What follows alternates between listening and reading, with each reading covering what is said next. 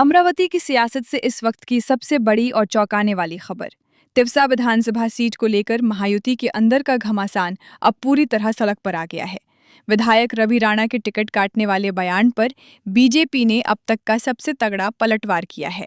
BJP विधायक राजेश वानखड़े, प्रवीण पोटे और प्रताप अड़सर ने एक साथ आकर रवि राणा को सीधी चेतावनी दे डाली है। नेताओं ने दो टूक कहा कि रवि राणा अपनी मर्यादा में रहे। टिकट देना या काटना बीजेपी संसदीय बोर्ड का काम है, किसी बाहरी व्यक्ति का नहीं। बीजेपी विधायकों ने साफ कर दिया कि तिवसा उनकी पारंपरिक सीट है और पिछली हार के लिए भी राणा दंपति की कार्यशैली ही जिम्मेदार है।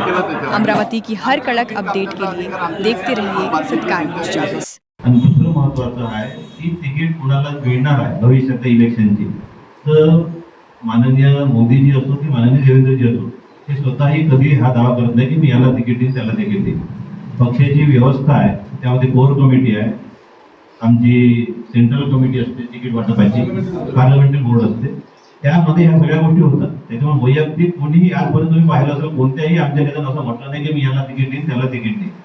कुठल्याही जाहीर भाषणात याची तिकीट फायनल झाली हे शब्द आमच्या कोणत्या नेत्यानं कधी वापरले नाही पार्लमेंटरी बोर्डाची मीटिंग व्हायच्या आधी। त्याच्यामुळे इतर कोणी तर म्हणण्याचा प्रश्नच नाही। त्यामुळे ह्या सगळ्या गोष्टी पक्षाच्या अंतर्गतल्या विषय आहेत आणि कोणी जर हे दावे करत असतील की मी याला तिकीट देतो त्याला तिकीट देतो, हे शुद्ध बालिशपणाचं लक्षण आहे। म्हणजे जिथं मी आता मोदीजींच्या बाबतीत देवेंद्रजींबद्दल सांगून आलो नाही हेही म्हणणार नाही कधी, कारण पक्षाची एक आमची सिस्टीम आहे, पक्षाची एक विचार आहे, एक पद्धती आहे, कार्यपद्धती।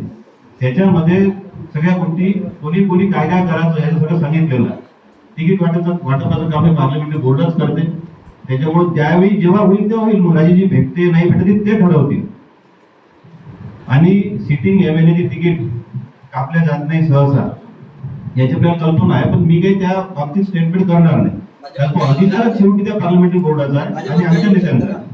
त्याच्यामुळे हे जे स्टेटमेंट झालं आहे हे अत्यंत विधान चुकीचं आहे आणि हा अशा पद्धतीचं भारतीय जनता पक्षाच्या बाबतीत मित्र पक्ष म्हणून त्यांनी सरकारच्या बाबतीत सरकारकडून अपेक्षा आमच्याकडून अपेक्षा ह्या सगळ्या गोष्टी बोलल्या त्याच्या आपण काही अडचण नाही, पण पक्षाच्या अंतर्गत विषयांमध्ये बाहेरच्या पक्षाच्या कोणीतरी बोलणं हे अजिबातच पक्षाच्या आमच्या कुणालाही मान्य होण्याचं काही कारण नाही।